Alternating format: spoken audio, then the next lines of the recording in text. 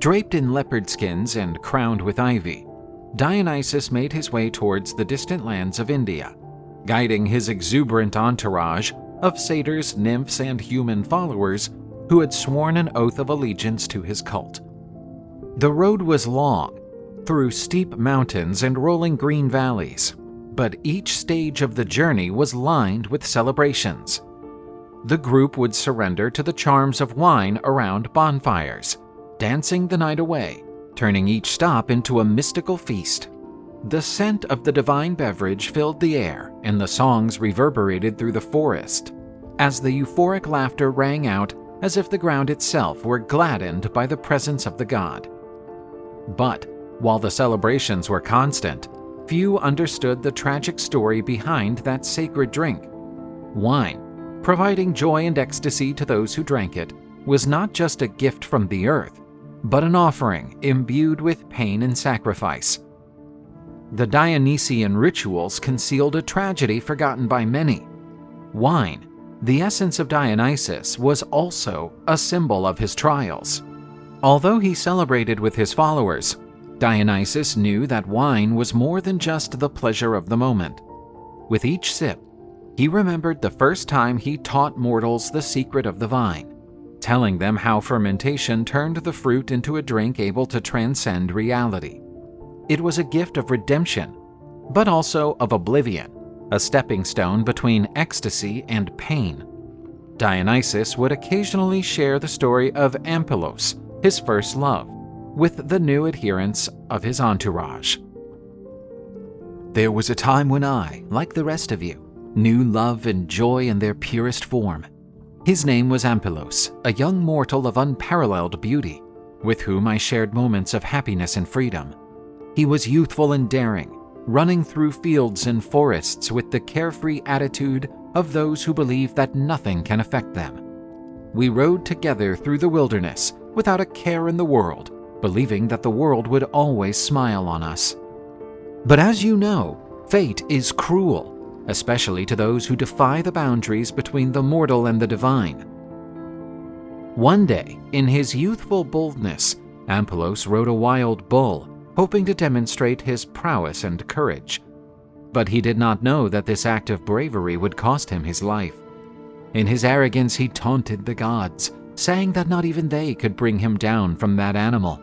It was a terrible mistake, because the gods do not allow human hubris to overshadow their glory. And a wasp carried out the will of the gods, stinging the bull and instilling in him an uncontrollable fury. The animal leapt madly, trying to get Ampelos off its back. My partner was hurled violently against the rocks, and the sheer force of the impact made his spirit disconnect from his physical body. My pain was overwhelming. I wept for him, and my heartbreaking cries echoed through the mountains and valleys. In my mourning, however, I never allowed Ampelos to be forgotten. From the blood of my lover I made the first vine grow, and from the tears shed on the ground the first grapes appeared. In an act of divine transformation, I made sure that Ampelos lived forever in the form of wine, the drink that would provide joy and ecstasy to the world, but which bore in its roots the reverberations of loss and sacrifice. That is why it can transform, to drive mortals to states of bliss and madness, because it was born out of the pain of a long-lost love.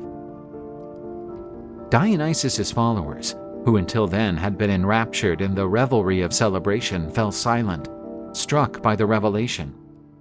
Now the wine they drank had a new meaning.